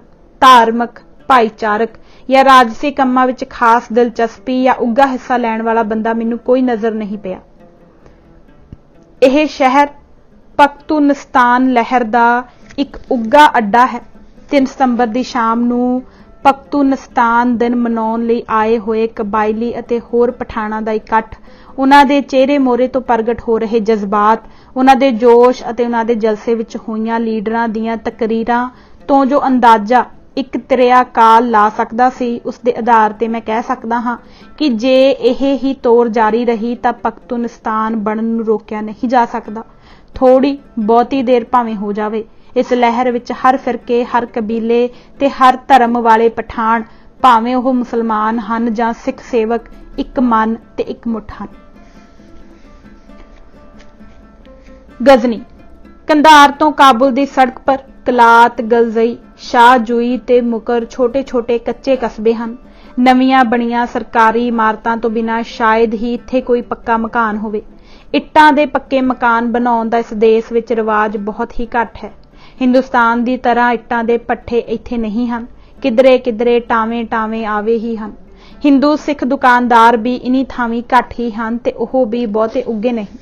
वपार लई भी इन्हां विचों किसे दी बहुती प्रसिद्धि नहीं है। केवल गजनी ही कंधार तो काबल की सड़क उत्ते एक उगा शहर ते प्रसिद्ध इतिहासक स्थान है। यह कंधार तो 225 मील ते काबल तो 90 मील है। यह शहर कद आबाद होया ते किसने किता यह वाकफी अलोप हो चुकी है। एनसाइक्लोपीडिया ऑफ इस्लाम दे अनुसार यह ह्यूनसांग दे शहर हो जी नाल ठीक मेल खांदा है। ਇਸ ਦੀ ਸਭ ਤੋਂ ਜ਼ਿਆਦਾ ਮਸ਼ਹੂਰੀ ਗਜ਼ਨਵੀ ਬਾਦਸ਼ਾਹਾਂ ਵੇਲੇ ਹੋਈ ਸੀ। ਇਹਨਾਂ ਵਿੱਚੋਂ ਹੀ ਮਹਿਮੂਦ ਨੇ ਹਿੰਦੁਸਤਾਨ ਉੱਤੇ 12 ਹੱਲੇ ਕੀਤੇ ਸਨ। ਸੋਮਨਾਥ ਦੇ ਬੁੱਤ ਤੋੜੇ ਅਤੇ ਉੱਥੋਂ ਦੀ ਲੁੱਟੀ ਦੌਲਤ ਨਾਲ ਇਸ ਸ਼ਹਿਰ ਨੂੰ ਵਸਾਇਆ ਤੇ ਸ਼ਿੰਗਾਰਿਆ ਸੀ, ਪਰ ਅੰਤ ਸਮੇਂ ਨੇ ਇਸ ਨੂੰ ਉਜਾੜ ਦਿੱਤਾ ਅਤੇ ਇਸ ਦੀ ਸਾਰੀ ਸ਼ਾਨ ਖੇਹ ਵਿੱਚ ਰਲਾ ਦਿੱਤੀ ਹੈ। ਹੁਣ ਇਹ ਇੱਕ ਮਾਮੂਲੀ ਛੋਟਾ ਜਿਹਾ ਕੱਚਾ ਕਸਬਾ ਹੈ ਜੋ ਇੱਕ ਵੱਖਰੇ ਪਹਾੜੀ ਟਿੱਬੇ ਉੱਤੇ ਵਸਦਾ ਹੈ। ਇਸ ਦੇ ਆਲੇ ਦੁਆਲੇ ਕੱਚੀ ਕੰਧ ਹੈ ਜੋ ਲਗਭਗ ਚੌਰਸ ਹੈ ਤੇ ਇਸ ਕੰਧ ਦੀ ਕੁੱਲ ਲੰਬਾਈ ਚਾਰੇ ਪਾਸੇ ਰਲਾ ਕੇ 1.5 ਮੀਲ ਹੈ। ਸ਼ਹਿਰ ਦੇ ਵਿਚਕਾਰ ਇੱਕ ਛੋਟਾ ਜਿਹਾ ਕਿਲਾ ਹੈ। ਇਸ ਦੇ ਬਾਜ਼ਾਰ ਤੇ ਗਲੀਆਂ ਤੰਗ ਤੇ ਗੰਦੀਆਂ ਹਨ ਅਤੇ ਥਾਂ ਥਾਈਂ ਖੋਲੇ ਪਏ ਹਨ। ਸ਼ਹਿਰ ਦੇ ਬਾਹਰ ਸਰਕਾਰੀ ਹੋਟਲ ਤੇ ਹੋਰ ਇਮਾਰਤਾਂ ਹਨ ਜੋ ਕੁਝ ਚੰਗੀਆਂ ਹਨ, ਪਰ ਸੜਕਾਂ ਚੰਗੀਆਂ ਨਾ ਹੋਣ ਕਰਕੇ ਧੂੜ ਉੱਡਦੀ ਹੈ। ਆਲੇ ਦੁਆਲੇ ਕੁਝ ਫਲਦਾਰ ਬਾਗ ਹਨ ਜਿਨ੍ਹਾਂ ਨੇ ਇਸ ਦੀ ਕੁਝ ਕੁ ਛੱਬ ਬਣਾਈ ਹੋਈ ਹੈ। ਵਸੋਂ ਬਹੁਤੀ ਮੁਸਲਮਾਨੀ ਹੈ। 50-60 ਘਰ ਸਿੱਖ ਸੇਵਕਾਂ ਦੇ ਹਨ ਜਿਨ੍ਹਾਂ ਦੀ 300 ਦੇ ਲਗਭਗ ਆਬਾਦੀ ਹੈ। ਭਾਈ ਦਿਆਲ ਸਿੰਘ ਤਬੀਬ ਤੇ ਭਾਈ ਤੇਜਾ ਸਿੰਘ ਤਬੀਬ ਇੱਥੇ ਦੀਆਂ 2 ਪ੍ਰਸਿੱਧ ਹਸਤੀਆਂ ਹਨ। ਇੱਥੇ ਸ਼ਹਿਰ ਵਿੱਚ ਇੱਕ ਗੁਰਦੁਆਰਾ ਜੋ ਕਾਫੀ ਪੁਰਾਣਾ ਹੈ। ਮੈਂ 7 ਸਤੰਬਰ ਨੂੰ ਸਵੇਰੇ ਇਸ ਦੇ ਦਰਸ਼ਨ ਕੀਤੇ ਸਨ। ਇੱਥੇ 7 ਪ੍ਰਾਚੀਨ ਲਿਖਤੀ ਬੀੜਾਂ ਸ੍ਰੀ ਗੁਰੂ ਗ੍ਰੰਥ ਸਾਹਿਬ ਦੀਆਂ ਤੇ ਇੱਕ ਦਸਮ ਗ੍ਰੰਥ ਦੀ ਹਨ। 4 ਬੀੜਾਂ ਉੱਤੇ ਸੰਮਤ 1811, 1814, 1821 ਅਤੇ 1825 ਬਿਕਰਮੀ ਦਿੱਤੇ ਹੋਏ ਹਨ। ਇੱਥੇ ਬਿਰਾਜਮਾਨ ਦਸਮ ਗ੍ਰੰਥ ਸਾਹਿਬ ਦੀ ਬੀੜ ਦੇ ਅੰਤ ਵਿੱਚ ਜ਼ਫਰਨਾਮਾ ਤੇ ਹਿਕਾਇਤਾਂ ਫਾਰਸੀ ਅੱਖਰਾਂ ਵਿੱਚ ਲਿਖੀਆਂ ਹੋਈਆਂ ਹਨ। ਕਾਬੁਲ। ਗਜਨੀ ਤੋਂ ਕਾਬੁਲ ਚੜ੍ਹਦੇ ਉੱਤਰ ਵੱਲ ਨੂੰ 90 ਮੀਲ ਹੈ। ਰਸਤੇ ਵਿੱਚ 20 ਮੀਲ ਦੀ ਵਿੱਥ ਤੇ ਇੱਕ ਛੋਟਾ ਜਿਹਾ ਕਸਬਾ ਗਰਦੇਜ਼ ਹੈ। ਇਹ ਹਕੂਮਤ ਅਹਲਾ ਜਨੂਬੀ ਦੀ ਰਾਜਧਾਨੀ ਹੈ। ਇਸ ਦੀ ਅੱਜ ਕੱਲ੍ਹ ਭਾਵੇਂ ਹੋਰ ਕੋਈ ਬਹੁਤੀ ਮਹੱਤਤਾ ਨਹੀਂ ਹੈ, ਪਰ 11ਵੀਂ ਸਦੀ 1049 ਤੋਂ 1053 ਈਸਵੀ ਦੇ ਲਿਖਾਰੀ ਅਬਦੁਲ ਸਈਦ ਹਈ ਗਰਦੇਜ਼ੀ ਨੇ ਆਪਣੀ ਪੁਸਤਕ ਜੈਨੁਲ ਅਖਬਾਰ ਰਾਹੀਂ ਇਸ ਨੂੰ ਸਦਾ ਲਈ ਅਮਰ ਕਰ ਦਿੱਤਾ ਹੋਇਆ ਹੈ। ਮੈਂ 7 ਸਤੰਬਰ ਦੀ ਸ਼ਾਮ ਨੂੰ ਕਾਬੁਲ ਪੁੱਜਿਆ। ਕਾਬੁਲ ਹੋਟਲ ਵਿੱਚ ਚੂੰਕਿ ਸਾਰੇ ਕਮਰੇ ਰੁਕੇ ਹੋਏ ਸਨ, ਇਸ ਲਈ ਸੜਕ ਦੇ ਦੂਸਰੇ ਪਾਸੇ ਜਰਾ ਕੁ ਖੱਬੇ ਨੂੰ ਪਾਰਤਮਾਨੀ ਹੋਟਲ ਵਿੱਚ ਉਤਾਰਾ ਕੀਤਾ। ਕਾਬੁਲ ਹੋਟਲ ਦੀ ਤਰ੍ਹਾਂ ਇੱਥੇ ਦੀ ਰਿਹਾਇਸ਼ ਦਾ ਪ੍ਰਬੰਧ ਵੀ ਸਰਕਾਰੀ ਹੀ ਹੈ ਅਤੇ ਕਾਬੁਲ ਹੋਟਲ ਦੇ ਸਰਕਾਰੀ ਮੈਨੇਜਰ ਦੇ ਹੱਥ ਹੈ। ਖਾਣ ਪੀਣ ਦਾ ਪ੍ਰਬੰਧ ਇੱਥੇ ਕੋਈ ਵੱਖਰਾ ਨਾ ਹੋਣ ਕਰਕੇ ਕਾਬੁਲ ਹੋਟਲ ਵਿੱਚ ਹੀ ਸੀ। 45 ਅਫਗਾਨੀ ਰੋਜ਼ ਕਿਰਾਇਆ ਸੀ ਜੋ ਸਰਕਾਰੀ ਨਿਰਖ ਅਨੁਸਾਰ 10 ਰੁਪਏ ਬਣਦਾ ਹੈ। ਆਮ ਬਾਜ਼ਾਰ ਦਾ ਨਿਰਖ ਜ਼ਰਾ ਸਸਤਾ ਸੀ। ਇਸ ਵਿੱਚ ਸਵੇਰੇ ਦੀ ਚਾਹ ਤੇ ਦੁਪਹਿਰ ਦਾ ਖਾਣਾ ਹੀ ਸ਼ਾਮਲ ਸੀ। ਰਾਤ ਦੇ ਖਾਣੇ ਦੇ 17 ਅਫਗਾਨੀ ਵੱਖਰੇ ਸਨ। ਹੋਟਲ ਦਾ ਮੈਨੇਜਰ ਬੜਾ ਭਲਾ ਲੋਕ ਸੀ ਅਤੇ ਮੁਸਾਫਰਾਂ ਦੀ ਹਰ ਪ੍ਰਕਾਰ ਦੀ ਮਦਦ ਕਰਨ ਦਾ ਯਤਨ ਕਰਦਾ ਸੀ। ਪਾਸਪੋਰਟ ਪੁਲਿਸ ਦੇ ਦਫ਼ਤਰ ਭੇਜਣ ਤੇ ਮੰਗਾਉਣ ਦਾ ਪ੍ਰਬੰਧ ਉਸਨੇ ਆਪੇ ਹੀ ਕਰ ਦਿੱਤਾ। ਵੇਲੇ ਕੁਵੇਲੇ ਹੋਰ ਵੀ ਜੇ ਕਿਸੇ ਕੰਮ ਦੀ ਲੋੜ ਪਈ ਤੇ ਉਸਨੇ ਕਦੀ ਮੱਥੇ ਤੇ ਵੱਟ ਨਹੀਂ ਪਾਇਆ। ਅਫਗਾਨ ਉਂਝ ਹੀ ਬੜੇ ਮਿਲਨਸਾਰ ਹੁੰਦੇ ਨੇ ਤੇ ਉਹਨਾਂ ਦੀ ਮਹਿਮਾਨ ਨਿਵਾਜ਼ੀ ਸੰਸਾਰ ਪ੍ਰਸਿੱਧ ਹੈ। ਜਿੱਥੇ ਵੀ ਕਿਧਰੇ ਮੈਂ ਜਾਂਦਾ ਰਿਹਾ ਹਾਂ ਉਹਨਾਂ ਦਾ ਸਲੂਕ ਹਮਦਰਦੀ ਤੇ ਇੱਜ਼ਤ ਵਾਲਾ ਸੀ। ਸ਼ਾਇਦ ਕਿਧਰੇ ਟਾਵਾਂ ਹੀ ਮਜ਼ਹਬੀ ਤੁਅੱਸਬ ਦਿਖਾਈ ਦਿੱਤਾ ਹੋਵੇ ਜੋ ਪਾਕਿਸਤਾਨੀਆਂ ਦੇ ਹਿੰਦੁਸਤਾਨੀਆਂ ਤੇ ਖਾਸ ਕਰਕੇ ਸਿੱਖਾਂ ਦੇ ਵਿਰੁੱਧ ਪ੍ਰਚਾਰ ਦੇ ਅਸਰ ਹੇਠਾਂ ਹੋਵੇ। ਕਾਬੁਲ ਇੱਕ ਬੜਾ ਪੁਰਾਣਾ ਇਤਿਹਾਸਕ ਸ਼ਹਿਰ ਹੈ, ਪਰ ਇਹ ਕਦੋਂ ਵਸਿਆ ਤੇ ਕਿਸਨੇ ਵਸਾਇਆ ਇਹ ਗੱਲਾਂ ਸਮੇਂ ਦੀ ਦੂਰੀ ਵਿੱਚ ਲੁਕ ਗਈਆਂ ਹਨ ਅਤੇ ਹੁਣ ਕੁਝ ਪਤਾ ਨਹੀਂ ਲੱਗਦਾ। ਕਾਬੁਲ ਸ਼ਹਿਰ ਇੱਕ ਪਹਾੜੀ ਤਰਕੋਣ ਵਿੱਚ ਆਬਾਦ ਹੈ ਜਿਸ ਦਾ ਥੱਲਾ ਚੜ੍ਹਦੀ ਵੱਲ ਹੈ ਤੇ ਤਿੱਖੀ ਨੁੱਕਰ ਲਹਿੰਦੇ ਵੱਲ। ਦੱਖਣ ਤੇ ਉੱਤਰ ਵੱਲੋਂ ਆ ਰਹੀਆਂ ਪਹਾੜੀਆਂ ਸ਼ਹਿਰ ਤੋਂ ਥੋੜੀ ਦੂਰ ਲਹਿੰਦੇ ਵੱਲ ਇੱਕ ਦੂਸਰੀ ਦੇ ਇਤਨੇ ਨੇੜੇ ਆ ਜਾਂਦੀਆਂ ਹਨ ਕਿ ਵਿਚਕਾਰ ਕੇਵਲ ਕਾਬੁਲ ਦਰਿਆ ਤੇ ਗਜ਼ਨੀ ਵੱਲੋਂ ਆ ਰਹੀ ਸੜਕ ਦੀ ਵਿੱਖ ਹੀ ਰਹਿ ਜਾਂਦੀ ਹੈ। ਇੱਥੇ ਵੈਰੀਆਂ ਨੂੰ ਰੋਕਣ ਲਈ ਪ੍ਰਾਚੀਨ ਸਮਿਆਂ ਤੋਂ ਬਣੀ ਹੋਈ ਇੱਕ ਲੰਮੀ ਮਿੱਟੀ ਪੱਥਰ ਦੀ ਕੰਧ ਹੈ ਜੋ ਦੋਹੀਂ ਪਾਸੀ ਪਹਾੜੀਆਂ ਪਰ ਦੂਰ ਤੱਕ ਚੜ੍ਹਦੀ ਜਾਂਦੀ ਹੈ। ਇਸ ਕੰਧ ਵਿੱਚ ਥੋੜੀ ਥੋੜੀ ਵਿੱਥ ਤੇ ਗੋਲ ਬੁਰਜ ਬਣੇ ਹੋਏ ਹਨ ਜਿੱਥੋਂ ਕਿ ਅੱਗੇ ਵੱਧ ਰਹੇ ਜਾਂ ਪਹਾੜੀ ਤੇ ਚੜ੍ਹੇ ਰਹੇ ਵੈਰੀ ਉੱਤੇ ਸੌਖੇ ਹੀ ਤੀਰਾਂ ਜਾਂ ਗੋਲੀਆਂ ਦੀ ਵਰਖਾ ਕੀਤੀ ਜਾ ਸਕਦੀ ਹੈ। ਦੱਖਣ ਚੜ੍ਹਦੇ ਦੀ ਪਹਾੜੀ ਉੱਤੇ ਬਾਲਾ ਹਿਸਾਰ ਨਾਮੀ ਇਤਿਹਾਸਕ ਕਿਲਾ ਹੈ। ਕਾਬੁਲ ਸ਼ਹਿਰ ਦੀ ਬਹੁਤੀ ਪ੍ਰਸਿੱਧੀ ਗਜ਼ਨੀ ਦੇ ਉਜਾੜੇ ਤੋਂ ਬਾਅਦ ਹੋਈ ਹੈ ਅਤੇ ਖਾਸ ਕਰਕੇ ਮੁਗਲਾਂ ਦੇ ਵੇਲੇ, ਜਦਕਿ ਬਾਬਰ ਬਾਦਸ਼ਾਹ ਨੇ ਇਸ ਨੂੰ ਫਤਿਹ ਕਰਕੇ ਇੱਥੇ ਆਪਣਾ ਅੱਡਾ ਬਣਾਇਆ। ਬਾਬਰ ਦੀ ਮੌਤ ਤੋਂ ਬਾਅਦ ਹਿੰਦੁਸਤਾਨ ਦਾ ਰਾਜ ਭਾਵੇਂ ਕੁਝ ਚਿਰ ਲਈ ਉਸਦੇ ਪੁੱਤਰ ਹਮਾਯੂ ਪਾਸੋਂ ਖੁੱਸ ਗਿਆ, ਪਰ ਕਾਬੁਲ ਵਿੱਚ ਚੁਗੱਤਿਆਂ ਦਾ ਝੰਡਾ ਗੱਡਿਆ ਰਿਹਾ। ਪਹਿਲੋਂ ਹਮਾਯੂ ਦਾ ਭਰਾ ਕਾਮਰਾਨ ਇੱਥੇ ਰਿਹਾ ਤੇ ਫਿਰ ਹਮਾਯੂ ਆਪ। ਮੁਹੰਮਦ ਸ਼ਾਹ ਰੰਗੀਲੇ ਦੇ ਸਮੇਂ ਨਾਦਰ ਸ਼ਾਹ ਈਰਾਨੀ ਨੇ ਸੰਨ 1738 ਈਸਵੀ ਵਿੱਚ ਇੱਥੇ ਕਬਜ਼ਾ ਕਰ ਲਿਆ ਅਤੇ ਉਸ ਦੀ ਮੌਤ ਤੋਂ ਬਾਅਦ ਅਹਿਮਦ ਸ਼ਾਹ ਦੁਰਾਨੀ ਨੇ ਸੰਨ 1747 ਈਸਵੀ ਵਿੱਚ ਇਸ ਨੂੰ ਫਤਿਹ ਕਰਕੇ ਅਫਗਾਨ ਰਾਜ ਵਿੱਚ ਮਿਲਾ ਲਿਆ। ਅਹਿਮਦ ਸ਼ਾਹ ਦੇ ਪੁੱਤਰ ਤੈਮੂਰ ਸ਼ਾਹ ਨੇ ਕੰਧਾਰ ਤੋਂ ਅਫਗਾਨਿਸਤਾਨ ਦੀ ਰਾਜਧਾਨੀ ਇੱਥੇ ਲੈ ਆਂਦੀ, ਜੋ ਹੁਣ ਤੱਕ ਕਾਇਮ ਹੈ। ਪੁਰਾਣਾ ਕਾਬੁਲ ਸ਼ਹਿਰ, ਜਿਸ ਦਾ ਕੁਝ ਹਿੱਸਾ ਜਿਸ ਵਿੱਚ ਕਿ ਹਿੰਦੂ ਗੁੱਜਰ ਸ਼ਾਮਲ ਹੈ, ਨਵੇਂ ਬਣ ਰਹੇ ਸ਼ਹਿਰ ਦੇ ਦੱਖਣ ਲਹਿੰਦੇ ਨੂੰ ਹੈ। ਇਸ ਦੇ ਬਾਜ਼ਾਰ ਕੱਚੇ, ਤੰਗ ਤੇ ਬਹੁਤ ਹੀ ਗੰਦੇ ਹਨ। ਗਲੀਆਂ ਹੋਰ ਵੀ ਭੈੜੀਆਂ ਹਨ, ਜਿਨ੍ਹਾਂ ਦੇ ਢੱਠੇ ਹੋਏ ਖੋਲੇ ਗੰਦ ਤੇ ਸੜਾਂਦ ਦੇ ਅੱਡੇ ਹਨ। ਘਰਾਂ ਦੇ ਸਾਹਮਣੇ ਪਾਖਾਨੇ ਦੇ ਢੇਰ ਦਾ ਹੋਣਾ ਇੱਕ ਆਮ ਗੱਲ ਹੈ। ਵਰਖਾ ਦੇ ਦਿਨਾਂ ਵਿੱਚ ਤਾਂ ਰੱਬ ਹੀ ਰਾਖਾ ਹੋਵੇਗਾ। ਗੰਦਾ ਪਾਣੀ ਬਾਹਰ ਨਿਕਲਣ ਲਈ ਨਾਲੀਆਂ ਅੱਵਲ ਤਾਂ ਹਨ ਹੀ ਨਹੀਂ, ਪਰ ਜੇ ਕਿਧਰੇ ਹਨ ਤਾਂ ਕੂੜੇ ਨਾਲ ਭਰ ਕੇ ਬੰਦ ਪਈਆਂ ਹਨ। ਪਰ ਜਿੱਥੇ ਪਾਣੀ ਖੜਾ ਹੈ ਉੱਥੇ ਹੀ ਪਿਆ ਤਰਕਦਾ ਹੈ ਤੇ ਮੱਛਰ ਪਏ ਸੂੰਦੇ ਹਨ।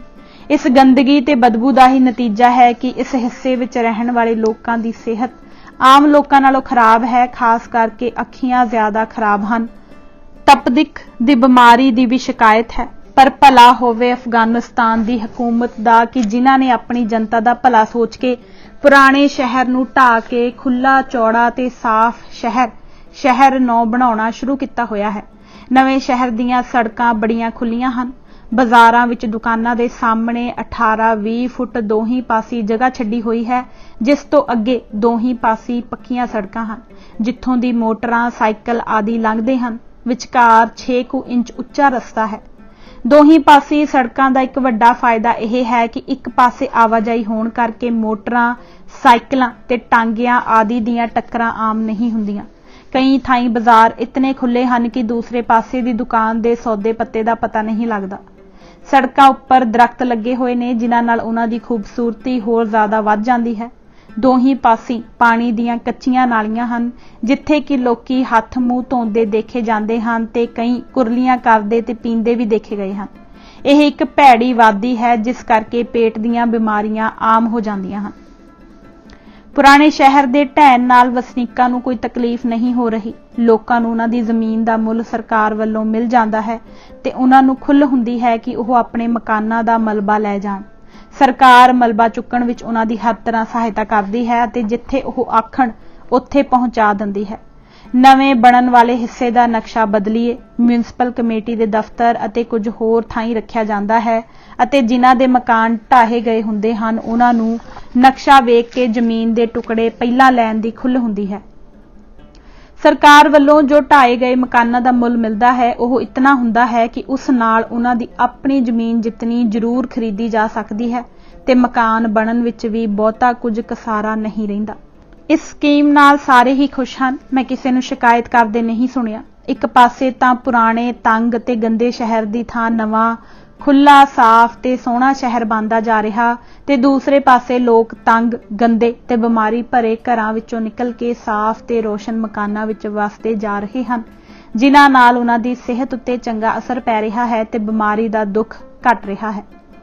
ਅਫਗਾਨਿਸਤਾਨ ਵਿੱਚ ਹਿੰਦੁਸਤਾਨ ਦੀ ਤਰ੍ਹਾਂ ਪੱਕੀਆਂ ਇੱਟਾਂ ਦੇ ਮਕਾਨ ਬਣਾਉਣ ਦਾ ਰਿਵਾਜ ਨਹੀਂ ਹੈ।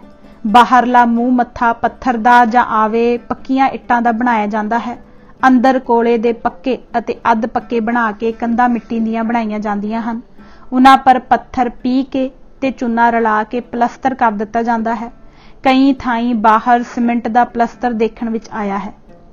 ਨਵੇਂ ਸ਼ਹਿਰ ਦੇ ਬਾਜ਼ਾਰਾਂ ਵਿੱਚ 2 ਮੰਜ਼ਿਲੇ ਮਕਾਨ ਆਮ ਹਨ। ਪੁਰਾਣੇ ਕੱਚੇ ਮਕਾਨ ਵੀ ਆਮ 2 ਮੰਜ਼ਿਲੇ ਹੀ ਦੇਖਣ ਵਿੱਚ ਆਏ ਹਨ ਅਤੇ ਸਰਦੇ ਪੁੱਜਦੇ ਪਠਾਣਾਂ ਦੀ ਨਿੱਜੀ ਵਸੋਂ ਚੁਬਾਰਿਆਂ ਵਿੱਚ ਹੀ ਹੈ। ਪਠਾਣਾ ਤੋਂ ਮੇਰਾ ਮਤਲਬ ਕੇਵਲ ਮੁਸਲਮਾਨਾਂ ਤੋਂ ਹੀ ਨਹੀਂ, ਬਲਕਿ ਇਸ ਦੇਸ਼ ਦੇ ਕੁੱਲ ਅਸਲੀ ਵਸਨੀਕਾਂ ਤੋਂ ਹੈ, ਭਾਵੇਂ ਉਹਨਾਂ ਦਾ ਧਰਮ ਕੋਈ ਵੀ ਕਿਉਂ ਨਾ ਹੋਵੇ, ਮੁਸਲਮਾਨ, ਹਿੰਦੂ, ਸਿੱਖ, ਯਹੂਦੀ ਆਦਿ। ਕਾਬਲ ਵਿੱਚ ਹਕੂਮਤ ਦੇ ਦਫ਼ਤਰ ਇੱਕ ਥਾਂ ਨਹੀਂ ਹਨ। ਬਹੁਤ ਸਾਰੇ ਦਫ਼ਤਰ ਸ਼ਹਿਰ ਨਵੇਂ ਸ਼ਹਿਰ ਵਿੱਚ ਹਨ। ਵਿਦੇਸ਼ੀ ਸਫਾਰਤਖਾਨੇ ਸਾਰੇ ਇਸ ਦੇ ਚੜ੍ਹਦੇ ਵੱਲ ਹਨ। ਕੁਝ ਦਫ਼ਤਰ ਲਹਿੰਦੇ ਵੱਲ ਸ਼ਹਿਰੋਂ ਚੌਖੀ ਦੂਰ ਦਾਰੁਲ ਅਮਾਨ ਵਿੱਚ ਹਨ, ਜਿੱਥੇ ਕਿ ਮਿਊਜ਼ੀਅਮ, ਅਜਾਇਬ ਘਰ ਹੈ। दारुल अमान तो लैंदेवाल जरा कु विथ ते एक ठेरी उत्ते अमीर अमानुल्ला खान दा महल है जो खाली पिया है। यह लगभग सारा बन चुकिया होया है। मामूली आखिरी हथ फिरन दी लोड़ है। हैरानी दी गल है कि इस नूं किसी वरतों विच नहीं लियाया जा रहा। शायद अमीर अमानुल्ला खान नाल बीते अभागे भाणे करके इस नूं मनहूस समझिया जांदा होवे, पर हुण तां 23 साल गुजर चुके हैं भाणा वरते नूं ਅਤੇ अफगानिस्तान ਲਈ दिन भी सुलखणे आए हुए ने। तो प्रसाद भरम का नास। ਇਹੋ ਜਿਹੀ दूर दुराडी कांत ਦੀ ਥਾਂ यूनीवर्सिटी कोई ਵੱਡਾ ਕਾਲਜ ਜਾਂ रिसर्च ਦੀ ਥਾਂ होनी चाहिदी है। काबल दरियाओं पार लैंदे दखण ਨੂੰ ਇੱਕ ਉਚੇਰੀ ਰਮਣੀਕ ਥਾਂ ਤੇ ਪਹਾੜੀ ਦੇ ਹੇਠਾਂ ਬਾਬਰ ਦੀ ਕਬਰ ਹੈ। ਮੁਹੰਮਦ ਨਾਦਰ ਸ਼ਾਹ ਬਾਦਸ਼ਾਹ ਦੇ ਜ਼ਮਾਨੇ ਤੋਂ ਇਸ ਦਾ ਚੁਗਿਰਦਾ ਬੜਾ ਸੋਹਣਾ ਬਣਾਉਣ ਦਾ ਯਤਨ ਹੋਇਆ ਹੈ। ਮੈਨੂੰ ਚੂੰਕਿ ਕੁਝ ਕੁ ਖਾਸ ਇਤਿਹਾਸਕ ਅਸਥਾਨਾਂ ਤੋਂ ਬਿਨਾਂ ਬਾਗ ਬਗੀਚੇ ਤੇ ਇਮਾਰਤਾਂ ਵੇਖਣ ਦਾ ਸਮਾਂ ਨਹੀਂ ਮਿਲਿਆ, ਇਸ ਲਈ ਮੈਂ ਉਹਨਾਂ ਦਾ ਬਹੁਤਾ ਜ਼ਿਕਰ ਨਹੀਂ ਕਰ ਸਕਾਂਗਾ। ਮੇਰਾ ਬਹੁਤਾ ਸਮਾਂ ਲਾਇਬ੍ਰੇਰੀਆਂ, ਕਾਲਜ, ਮਿਊਜ਼ੀਅਮ, ਕਿਤਾਬਾਂ ਛਾਪਣ ਦਾ ਮਹਿਕਮਾ ਦੇਖਣ, ਅਫਗਾਨ ਵਿਦਵਾਨਾਂ ਤੇ ਇਤਿਹਾਸਕਾਰਾਂ ਨੂੰ ਮਿਲਣ ਅਤੇ ਗੁਰਦੁਆਰਿਆਂ ਦੇ ਦਰਸ਼ਨ ਕਰਨ ਵਿੱਚ ਲੱਗਿਆ ਸੀ, ਇਸ ਲਈ ਜ਼ਿਆਦਾ ਜ਼ਿਕਰ ਉਹਨਾਂ ਦਾ ਹੀ ਕਰਾਂਗਾ। ਰਾਜਬੰਤਰ। ਅਫਗਾਨਿਸਤਾਨ ਦੀ ਰਾਜਬੰਤਰ ਬਾਦਸ਼ਾਹੀ ਹੈ। ਇਸ ਵੇਲੇ ਇੱਥੇ ਮੁਹੰਮਦ ਜ਼ਾਹਿਰ ਸ਼ਾਹ ਬਾਦਸ਼ਾਹ ਹੈ ਜੋ ਆਪਣੇ ਪਿਤਾ ਮੁਹੰਮਦ ਨਾਦਰ ਸ਼ਾਹ ਬਾਦਸ਼ਾਹ ਦੇ ਕਤਲ ਤੋਂ ਬਾਅਦ ਤਖਤ ਤੇ ਬੈਠਾ ਸੀ। ਇਹ ਬਾਰਕਜ਼ਈ ਖਾਨਦਾਨ ਵਿੱਚੋਂ ਹੈ ਜਿਸ ਨੂੰ ਕਿ ਮੁਹੰਮਦ ਜ਼ਈ ਵੀ ਆਖਦੇ ਹਨ। ਇਸ ਖਾਨਦਾਨ ਦਾ ਰਾਜ ਪਿਛਲੇ 135 ਸਾਲ ਤੋਂ ਤੁਰਿਆ ਆ ਰਿਹਾ ਹੈ, ਜਦ ਕਿ ਸਨ 1818 ਈਸਵੀ ਵਿੱਚ ਅਹਿਮਦ ਸ਼ਾਹ ਦੁਰਾਨੀ ਦੇ ਪੋਤਰੇ ਸ਼ਾਹ ਮਹਿਮੂਦ ਦੁਰਾਨੀ ਤੋਂ ਬਾਅਦ ਅਮੀਰ ਦੋਸਤ ਮੁਹੰਮਦ ਖਾਨ ਨੇ ਤਖਤ ਸੰਭਾਲ ਲਿਆ ਸੀ। ਵਿਚਕਾਰਲੇ ਸਮੇਂ ਵਿੱਚ 3 ਸਾਲ ਤੋਂ ਜਰਾ ਉੱਪਰ ਅੰਗਰੇਜ਼ਾਂ ਤੇ ਸਿੱਖਾਂ ਦੀ ਸਹਾਇਤਾ ਨਾਲ ਸ਼ਾਹ ਸੁਜਾ ਤਖਤ ਤੇ ਮੁੜ ਬੈਠਾ ਸੀ ਅਤੇ 1929 ਵਿੱਚ 9 ਕੁ ਮਹੀਨਿਆਂ ਲਈ ਅਮੀਰ ਅਮਾਨੁੱਲਾ ਖਾਨ ਤੋਂ ਬਾਅਦ ਹਬੀਬੁੱਲਾ ਨਾਮੀ ਇੱਕ ਝਿਊਰ ਪੁੱਤਰ ਬੱਚਾ ਸਕਾ ਨੇ ਰਾਜ ਕੀਤਾ ਸੀ, ਜਿਸ ਤੋਂ ਮੁਹੰਮਦ ਨਾਦਰ ਸ਼ਾਹ ਨੇ ਦੇਸ਼ ਦੀ ਖਲਾਸੀ ਕਰਾਈ ਸੀ। ਬਾਦਸ਼ਾਹ ਤੋਂ ਅੱਗੇ ਅਫਗਾਨ ਪਾਰਲੀਮੈਂਟ ਹੈ ਜਿਸ ਦੇ 2 ਹਿੱਸੇ ਹਨ। ਪਹਿਲਾ ਮਜਲਿਸ ਸ਼ੋਰਾ, ਸ਼ੋਰਾਈ ਮਿਲੀ ਲੋਕ ਪ੍ਰਤੀਨਿਧ, ਹਾਊਸ ਆਫ ਰਿਪਰੈਜ਼ੈਂਟੇਟਿਵਸ। ਇਸ ਦੇ 164 ਮੈਂਬਰ ਹਨ ਜੋ ਚੋਣਾਂ ਨਾਲ ਬਣਦੇ ਹਨ। ਇਸ ਦੀ ਮਿਆਦ 3 ਸਾਲ ਹੈ। ਦੂਜਾ ਮਜਲਿਸ ਅਯਾਨ, ਸੈਨੇਟ। ਇਸ ਦੇ 60 ਮੈਂਬਰ ਹਨ ਜੋ ਦੇਸ਼ ਦੀ ਸੇਵਾ ਤੇ ਤਜਰਬੇ ਦੇ ਆਧਾਰ ਤੇ ਬਾਦਸ਼ਾਹ ਵੱਲੋਂ ਟਿਕੇ ਜਾਂਦੇ ਹਨ। ਇਹਨਾਂ ਦੀ ਔਦ ਨੀਅਤ ਨਹੀਂ ਹੈ। ਹਕੂਮਤ ਦਾ ਪ੍ਰਬੰਧ ਵਜ਼ੀਰ ਮੰਡਲੀ ਦੇ ਹੱਥਾਂ ਵਿੱਚ ਹੈ ਜੋ ਮਜਲਿਸ ਸ਼ੋਰਾ ਵਿੱਚੋਂ ਬਾਦਸ਼ਾਹ ਦੀ ਮਨਜ਼ੂਰੀ ਨਾਲ ਬਣਦੀ ਹੈ ਅਤੇ ਵੱਡੇ ਵਜ਼ੀਰ ਨੂੰ ਸਦਰ ਆਜ਼ਮ ਆਖਦੇ ਹਨ। ਅਫਗਾਨਿਸਤਾਨ ਦੇ 9 ਸੂਬੇ ਹਨ ਜਿਨ੍ਹਾਂ ਵਿੱਚੋਂ ਵੱਡਿਆਂ 5 ਨੂੰ ਵਲਾਇਤ ਜਾਂ ਨਾਇਬੁਲ ਹਕੂਮਤੀ ਅਤੇ ਛੋਟਿਆਂ ਨੂੰ ਹਕੂਮਤ ਆਹਲਾ ਕਹਿੰਦੇ ਹਨ, ਜਿਵੇਂ ਕਿ ਵਲਾਇਤ ਕਾਬੁਲ, ਕੰਧਾਰ, ਹਿਰਾਤ, ਮਜ਼ਾਰ ਸ਼ਰੀਫ, ਕਤਗਨ, ਬਦਖਸ਼ਾ, ਖਾਨਾਬਾਦ। ਹਕੂਮਤ ਆਹਲਾ ਮਸ਼ਰਕੀ, ਜਨੂਬੀ, ਫਰਾ, ਮੈਮਨਾ। ਅਫਗਾਨਿਸਤਾਨ ਵਿੱਚ ਇਸ ਵੇਲੇ ਇੱਕ ਪਾਰਟੀ ਰਾਜ ਹੈ, ਵਿਰੋਧੀ ਧੜਾ ਕੋਈ ਨਹੀਂ ਹੈ। ਜਿੱਥੇ ਤੱਕ ਮੈਨੂੰ ਪਤਾ ਲੱਗ ਸਕਿਆ ਸੀ ਲੋਕ ਆਪਣੀ ਹਕੂਮਤ ਤੋਂ ਖੁਸ਼ ਹਨ। ਕਿਸੇ ਪ੍ਰਕਾਰ ਦਾ ਰਾਜ ਰੌਲਾ ਵੇਖਣ ਵਿੱਚ ਨਹੀਂ ਆਇਆ। ਪਿਛਲੀਆਂ ਚੋਣਾਂ ਵਿੱਚ 2-4 ਆਦਮੀਆਂ ਨੇ ਕੁਝ ਵਿਰੋਧ ਕੀਤਾ ਸੀ, ਉਹ ਅੱਜ ਕੱਲ੍ਹ ਬੰਦੀਖਾਨੇ ਵਿੱਚ ਹਨ। ਉਹਨਾਂ ਦੇ ਵਿਰੁੱਧ ਕੀ ਦੋਸ਼ ਸੀ, ਇਸ ਪ੍ਰਕਾਰ ਦੀ ਪੁੱਛਗਿੱਛ ਕਰਨ ਦੀ ਮੈਂ ਲੋੜ ਨਹੀਂ ਸਮਝੀ। ਚੱਲਦੇ ਪੋਲਿਟਿਕਸ ਵੱਲ ਮੇਰੀ ਰੁਚੀ ਨਹੀਂ। ਇਹ ਅੱਜ ਕੱਲ੍ਹ ਕੁਝ ਐਸੀ ਘਟੀਆ ਖੇਡ ਬਣ ਗਈ ਹੈ ਕਿ ਇਸ ਪਾਸੇ ਮੇਰਾ ਮਨ ਜਾਂਦਾ ਹੀ ਨਹੀਂ। ਸ਼ੁਕਰ ਹੈ ਵਾਹਿਗੁਰੂ ਦਾ। ਹਾਂ, ਇਸ ਗੱਲ ਦਾ ਮੈਨੂੰ ਜ਼ਰੂਰ ਅਫਸੋਸ ਹੋਇਆ ਕਿ ਇਹਨਾਂ ਵਿੱਚ ਹੀ ਇੱਕ ਉੱਘਾ ਅਫਗਾਨ ਵਿਦਵਾਨ ਮੀਰ ਗੁਲਾਮ ਮੁਹੰਮਦ ਗੁਬਾਰ ਵੀ ਸੀ, ਜਿਸ ਨੇ ਕਿ ਅਹਿਮਦ ਸ਼ਾਹ ਬਾਬਾ ਨਾਮੀ ਪੁਸਤਕ ਤੇ ਕਈ ਹੋਰ ਇਤਿਹਾਸਕ ਲੇਖ ਲਿਖੇ ਹਨ। ਮੈਂ ਅਹਿਮਦ ਸ਼ਾਹ ਦੁਰਾਨੀ ਪਰ ਆਪਣੀ ਪੁਸਤਕ ਸੰਬੰਧੀ ਇਹਨਾਂ ਨੂੰ ਮਿਲਣਾ ਚਾਹੁੰਦਾ ਸੀ, ਪਰ ਉਹਨਾਂ ਦੇ ਦਰਸ਼ਨ ਨਾ ਹੋ ਸਕੇ। ਦੂਸਰਾ ਵਿਦਵਾਨ ਸੱਜਣ ਜਿਸ ਨੂੰ ਮੈਂ ਖਾਸ ਤੌਰ ਤੇ ਮਿਲਣਾ ਚਾਹੁੰਦਾ ਸੀ, ਉਹ ਸੀ ਅਹਿਮਦ ਸ਼ਾਹ ਦੁਰਾਨੀ ਦੀਆਂ ਪਸ਼ਤੋ ਕਵਿਤਾਵਾਂ ਅਤੇ ਦੀਵਾਨ ਦਾ ਸੰਪਾਦਕ ਅਬਦੁਲ ਹਈ ਹਬੀਬੀ। ਇਸ ਪਾਸ ਅਹਿਮਦ ਸ਼ਾਹ ਸੰਬੰਧੀ ਹੋਰ ਵੀ ਇਤਿਹਾਸਕ ਅਤੇ ਸਾਹਿਤਕ ਮਸਾਲਾ ਦੱਸੀਦਾ ਸੀ, ਪਰ ਇਹ ਪਾਕਿਸਤਾਨ ਚਲਾ ਗਿਆ ਹੋਣ ਕਰਕੇ ਮੈਂ ਇਸ ਨੂੰ ਵੀ ਨਹੀਂ ਮਿਲ ਸਕਿਆ। ਰੱਬ ਨੇ ਚਾਹਿਆ ਤੇ ਫੇਰ ਕਦੀ ਦਰਸ਼ਨ ਹੋ ਜਾਣਗੇ। ਯਾਰ ਜ਼ਿੰਦਾ ਮੁਹੱਬਤ ਬਾਕੀ। सो अज असी इस किताब का पहला भाग पन्ना नंबर 35 तक ही पढ़ांगे। इजाजत दिओ। वाहिगुरू जी का खालसा, वाहिगुरू जी की फतेह।